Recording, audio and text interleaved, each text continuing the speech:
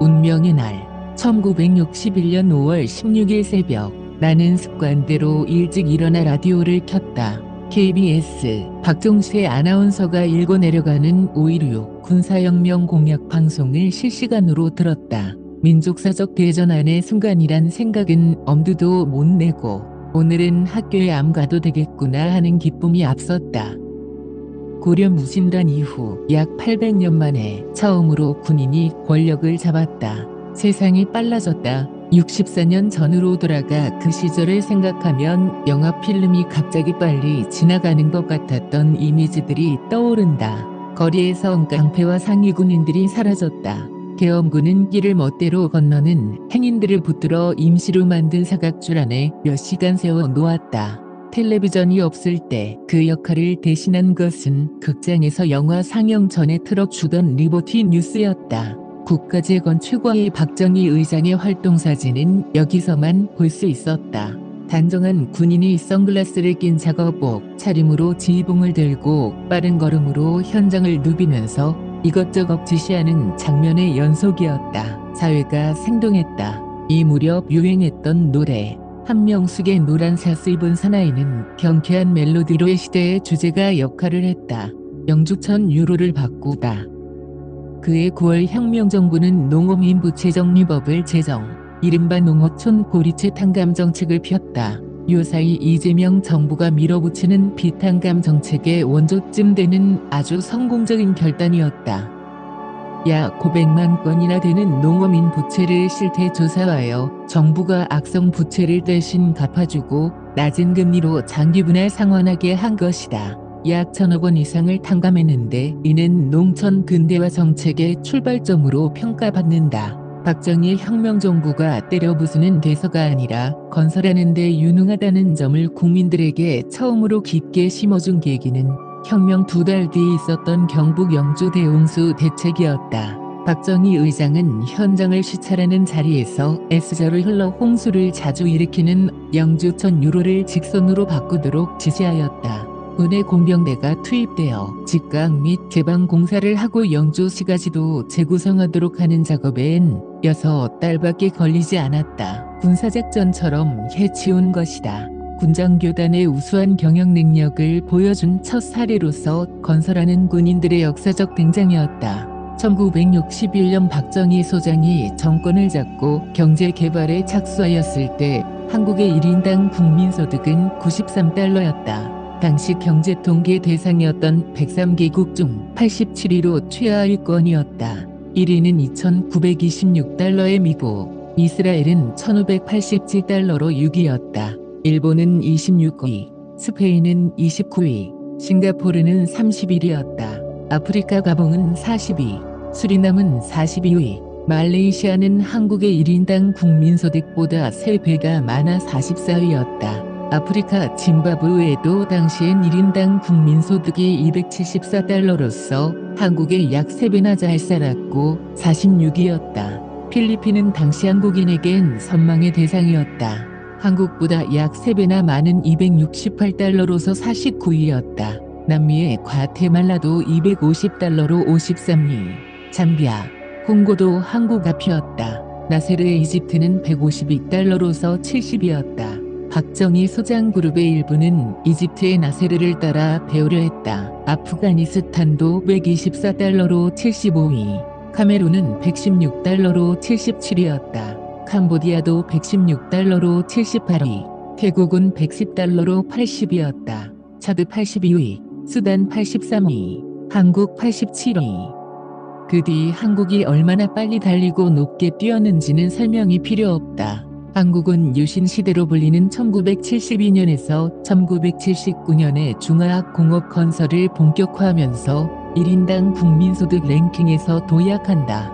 1972년에 한국은 323달러로 세계 75위, 말레이시아는 459달러로 64위였다. 1979년에 가면 한국은 1734달러로 59위에 오른다. 말레이시아는 63위로 1537달러였다. 말레이시아가 못해서가 아니고 너무 잘한 한국에게 뒤로 밀린 것이다. 파라과이로 이민 갈 뻔하다. 해방 80년의 역사를 여러 측면에서 요약할 수 있는데 우선 민족사에서 잊혀졌던 4대의 정신을 재발견했다. 해양정신, 상무정신, 기업가정신, 그리고 자주정신, 이런 부온을 불사르며 우리는 건국, 호국, 산업화, 민주화, 세계화, 복지화의 길을 달렸다. 군 장교단과 기업인과 과학기술자들이 새 역사 창조의 주역으로 등장했다. 군사 문화와 실사구시의 합리주의에 뿌리내린 박정희의 대전략은 자주정신, 자립경제, 자주국방, 자유통일의 단계를 순차적으로 속도감 있게 밟아 가는 길이었다.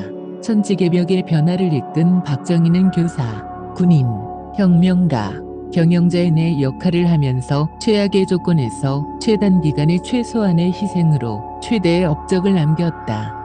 5.16 군사혁명 이후 한국은 해양화의 길을 질주한다. 정부는 이민을 장려하기 시작했다. 이민선이 부산항을 떠났다는 기사는 부러움의 대상이었다. 1962년 고등학교 1학년 때 아버지가 가족들을 데리고 사진관으로 가더니 여권용 사진을 찍었다. 이민 수속을 하고 있다고 했다. 목적지는 파라과이였다. 나는 그 나라에 대하여 아무것도 몰랐지만 수속이 빨리 끝나기를 기다렸다.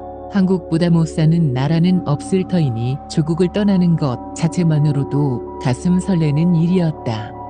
당시 파라과이의 1인당 GDP는 170달러 정도로 한국의 2배였다. 작년 파라과이의 1인당 GDP는 6,640달러로 한국의 36,000달러의 약 5분의 1이다. 지난 64년간 한국은 파라과이보다 10배 빨리 뛰었다는 이야기다.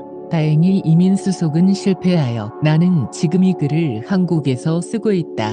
다시 바다로 들어간 한국. 세계 무대에서 한국의 해양화를 선도한 이들은 유능한 선장들이었다.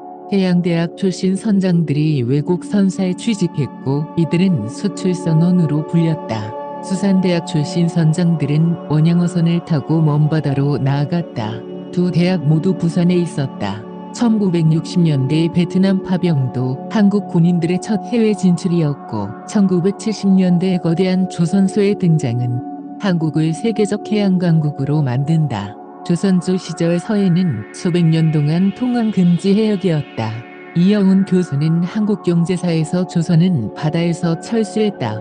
고 했는데 한국은 다시 바다로 들어간 것이다.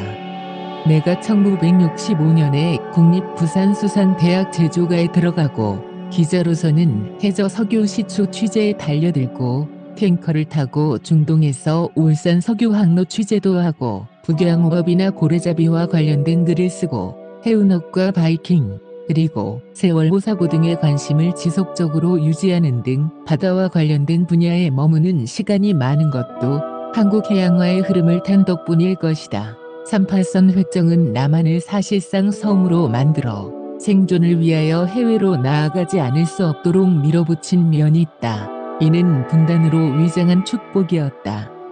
서울에서 주로 만나는 사람들은 바다와 배를 잘 모르는 사자 계급들이 많다. 이들이 세월호 사고나 천안함, 폭침 같은 사건을 다루는 태도는 조선조 양반들이 서울에 앉아 이순신의 작전에 참견하는 것처럼 현실과 동떨어졌다. 박근혜 대통령의 몰락을 부른 한 요인이기도 했던 해양경찰 해체는 바다와 배에 무지한 국가 엘리트 세력의 치명적 실수였다. 나는 해체 발표 당일 성동에 굴복한 박근혜의 몰락을 예언했다. 한국의 하드웨어는 거대한 해양 세력인데 이를 뒷받침해줄 해양 정신이 부족하다.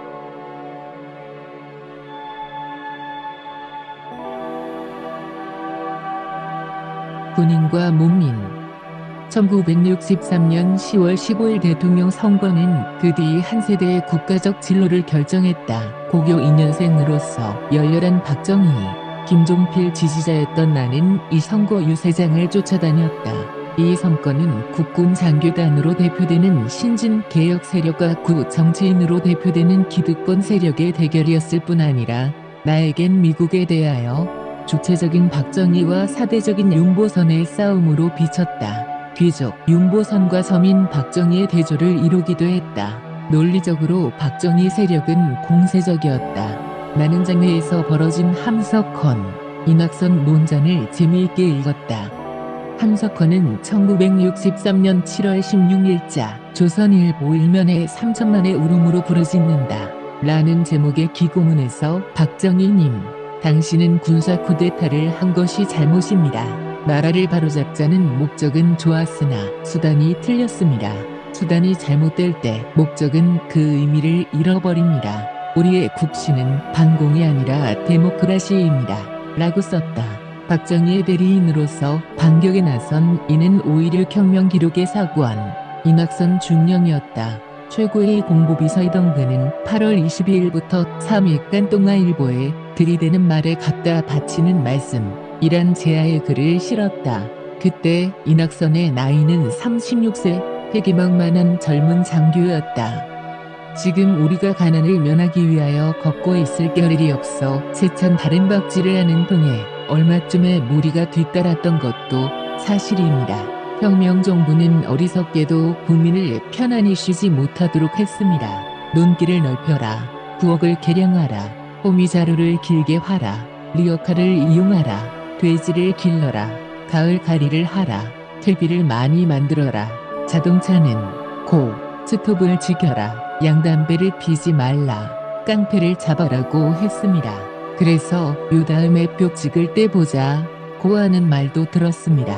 5.16은 결코 인기를 얻기 위한 것이 아니었습니다. 이낙선은 군대가 민주주의와 동떨어진 존재라는 주장에 이렇게 반론했다. 선생님은 군에서 부정선거에 항거한 일, 정군운동, 소위 하극상 사건이 왜 일어나는지 알 까닭이 없습니다. 선생님이 해박한 지식을 과시할 때 우리는 주견 있는 총명으로 답할 것입니다. 선생님이 내 조직의 발달을 뽐내신다면 우리는 건전한 심신으로 맞세우겠습니다. 선생님이 개인적 재간으로 덤비신다면 우리는 단체적 협동력으로서 막을 겁니다. 만일에 오랜 경험을 앞세운다면 우리는 오히려 짧은 기간 내에 고도로 훈련되고 조직화되고 숙련되고 기계적인 행정 역량으로 반발할 것이고 선생님이 그럴듯한 종교적인 계시, 임기응변의 장대로 견주신다면 우리는 언제나 생각하고 평가하고 다시 숙고하여 결론 짓는 반복이 주는 주도한 계획성으로 대할 것입니다. 그리고 선생님이 즐겨 돌리시는 혓바닥 운동이나 자랑으로 하시는 광필에 대해서는 차라리 묵묵한 실천으로 답하려 합니다. 부끄럼 타는 박정희. 당시 고등학교 2학년생이던 기자는 1963년 10월 9일 부산 공설운동장에서 있었던 공화당 유세를 들으러 갔다. 박정희 후보의 연설은 한마디로 재미가 없었다. 선동과 우스개가 없었기 때문이다. 그냥 차분하고 깐깐하게 연설하니 청중은 흥분하거나 웃을 일이 없었다. 박정희는 또 대중 앞에 나타나 연설하는 것이 뭔가 어색한 듯 수줍어하는 표정이었다. 시간이 수십 년이 흘러 박정희의 이날 연설을 녹음 테이프로 들었더니 느낌이 달랐다. 그의 연설에는 구체성과 실질이 있고 비전이 있었으며 무엇보다도 열정이 느껴졌다. 그가 연설에서 약속한 것이 대부분 그 뒤 실천되었음을 확인할 수 있었으니 그의 연설은 당시의 청중이 아니라 역사를 향해서 미래를 향해서 토로한 다짐이었음을 알 수 있었다.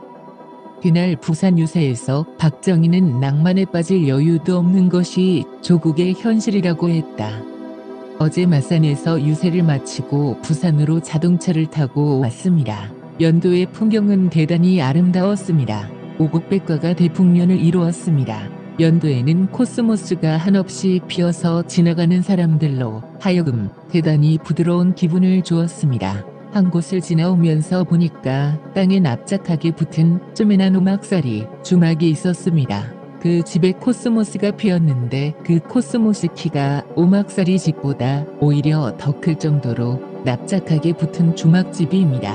거기 어떤 농부 같은 한두 분이 앉아서 막걸리를 일에 기울이고 있었습니다. 맑고 높은 가을 하늘, 오막살이 주막집, 코스모스, 두 사람의 농부, 막걸리, 이 광경이 아주 낭만적인 것 같습니다. 그러나 우리가 이것을 하나의 낭만이라고 듣고 버려둘 수 없는 심각한 문제가 있는 것입니다. 무엇이냐? 금년과 같이 이렇게 풍년이 들었더라도 우리나라는 식량 하나 자급자족을 못하는 그런 형편에 있다 이겁니다.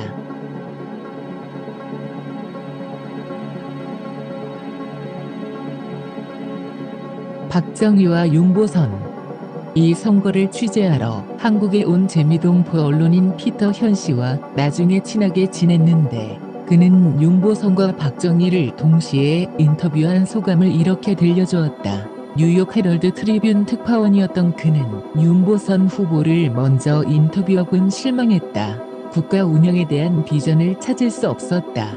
국가적 문제를 어떻게 해결할 것인가란 질문에 윤보선은 내가 대통령이 당선되면 모든 게 잘 될 것이다.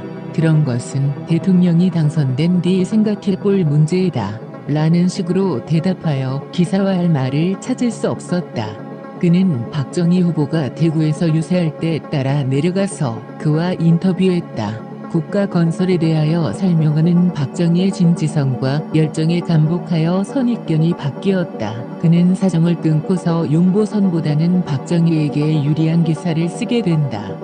1963년의 대통령 선거는 거대한 역사적 토론장이었는데 박정희 세력, 즉 국군 장교단은 지성과 논리면에서 민간 정치인에 결코 밀리지 않았음을 나는 증언할 수 있다. 무식, 무능한 쪽은 그들이 아니었다. 민주주의로 포장한 조선조적 4계급의 명분론은 합리성으로 무장한 박정희 세력에 격파당했지만 득표면에선 근소한 차이였다. 이는 조선조적 전통의 관성과 민주주의란 가치관이 국민들에게 스며든 결과일 것이다. 역전 드라마. 초, 중, 고등학생 시절 나는 책을 닥치는 대로 읽었다.